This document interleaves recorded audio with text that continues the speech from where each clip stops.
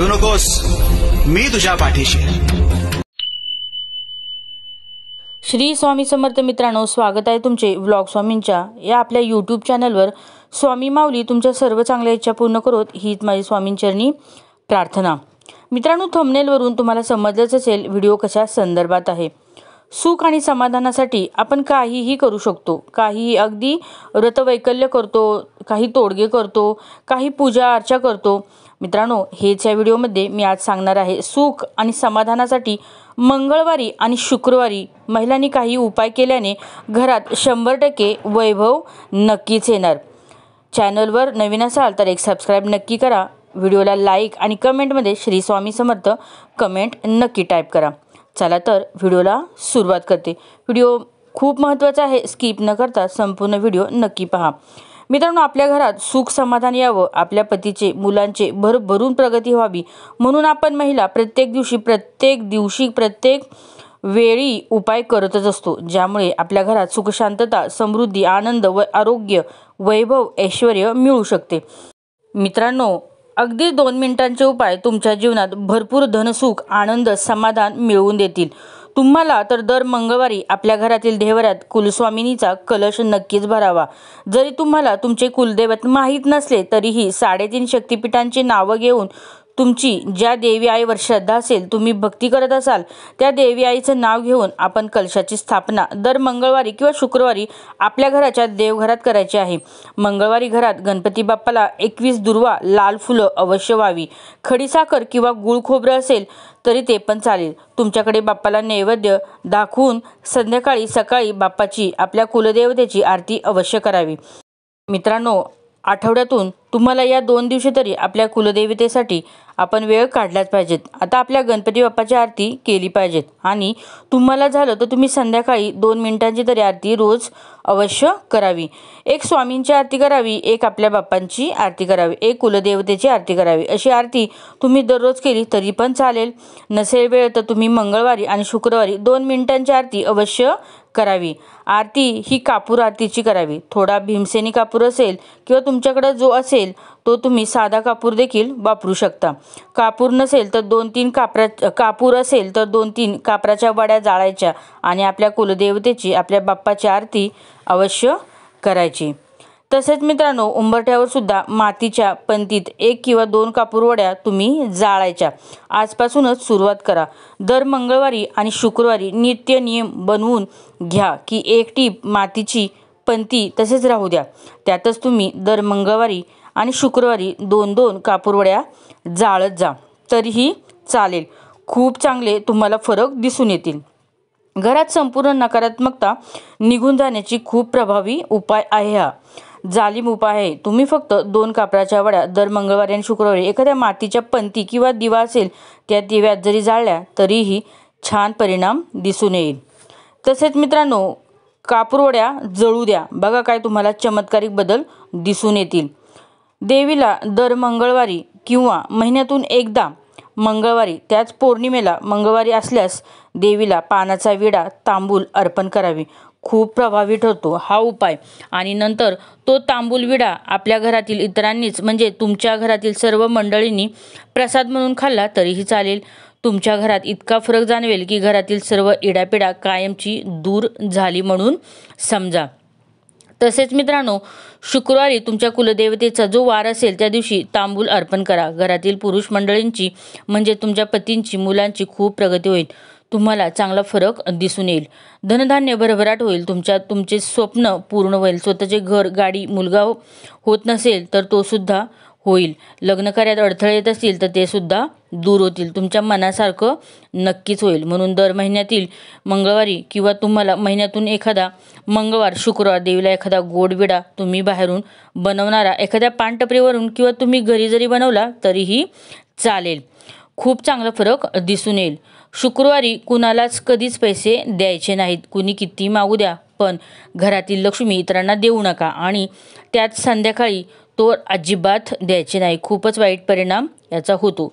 शुक्रवारी महिलांनी नक्कीच केस धुवावे. तुम्हाला आठवड्यातून रविवारी धुवायचे असतील तुम्ही धुवू शकता, पण आठवणीने शुक्रवारी केस धुवत जा. शुक्रवार हा माता लक्ष्मीचा असतो आणि त्या दिवशी जर तुम्ही केसावरून डोक्यावरून पाणी घेतलं तर खूप तुम्हाला चांगला फरक दिसून येईल. माता लक्ष्मी कायम तुमच्यावर कृपाशीर्वाद देईल. आपल्याला तुमच्या घरात लहान मुली असतील त्यांचेसुद्धा केस या दिवशी शुक्रवारी धुवत जा. शुक्रवारी घरात फरशी पुसताना पाण्यात गुलाबजल टाकून फरशी पुसत जा.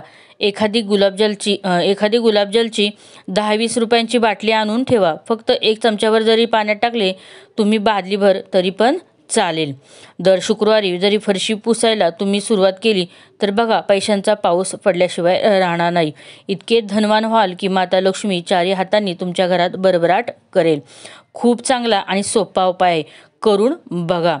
तसेच मित्रांनो, चमच्यावर फक्त गुलाबजल टाकत जा फरशी पुसण्याच्या पाण्यात आणि वर करून बघा हा सुद्धा उपाय. त्याबरोबर शनिवारी सुद्धा मूठभर खडे मीठ आपल्या बादलीभर पाण्यात टाकायचे आणि त्याने आपली फरशी पुसून टाकायची. कशालाच नकारात्मकता राहणार नाही. घरात कानाकोपरा पुसून काढा. 2 दिवस तरी 2 मिनिटाचा हा उपाय अवश्य करून बघा. शुक्रवारी घरात तांदळाची थोडीशी खीर बनवून माता लक्ष्मीला नैवेद्य दाखवा.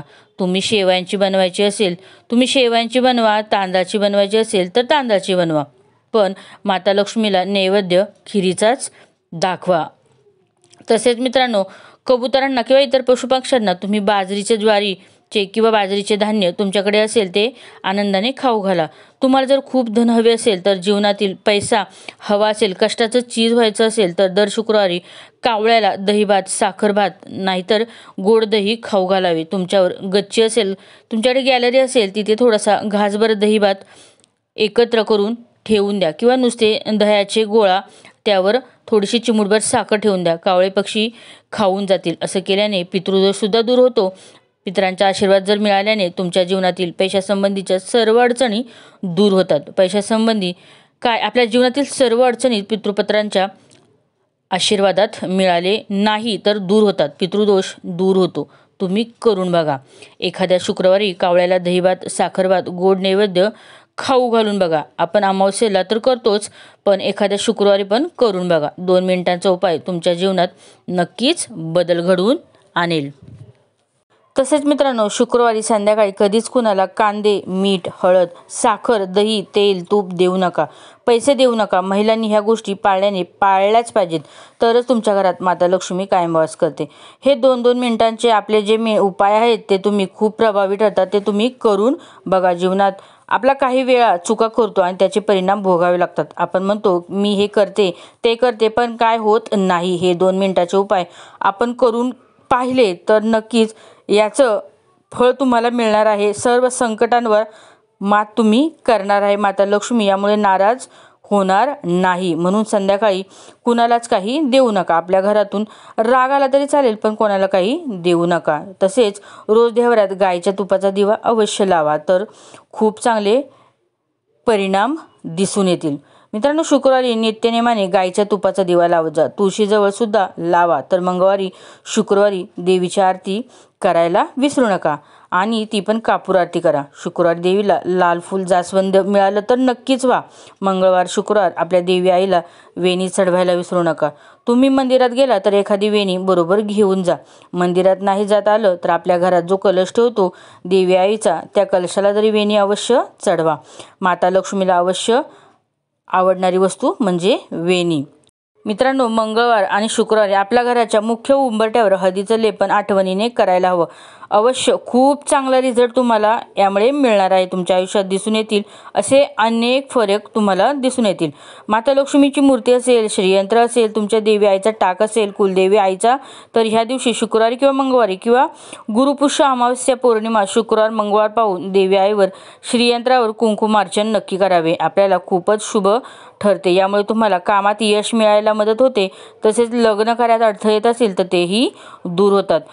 तसेच मित्रांनो, गूळ गायीला खाऊ घाला, त्यामुळे पण तुम्हाला चांगले परिणाम दिसून येतील. तसेच काही ठिकाणी तुम्ही कुठल्या कामाला जात असाल तर बरोबर चणे आणि गूळ घेऊन जा. आपल्या हाताने गायीला, गोमातेला खाऊ घाला आणि मग पुढे कामाला जा. तुमच्या कामानिमित्त बघा तुम्हाला नक्कीच यशस्वी होता. नक्कीच यात यश मिळेल. गाईला चणे आणि गूळ खाऊ घातल्याने तुमचे सर्व प्रॉब्लेम नक्कीच सॉल्व्ह होणार. तसेच मित्रांनो, कुंडली जमत नसेल, लग्न कार्यात अडथळे येत असतील तर गाईला चणे आणि गूळ खाऊ घाला. प्रत्येक कामात तुम्ही यशस्वी ठराल.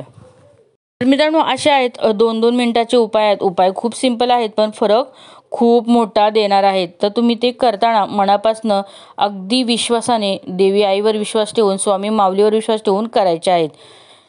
व्हिडिओ आवडल्यास नक्की एक लाईक करा. कमेंटमध्ये श्री स्वामी समर्थ कमेंट टाईप करा. श्री स्वामी समर्थ. श्री गुरुदेव दत्त.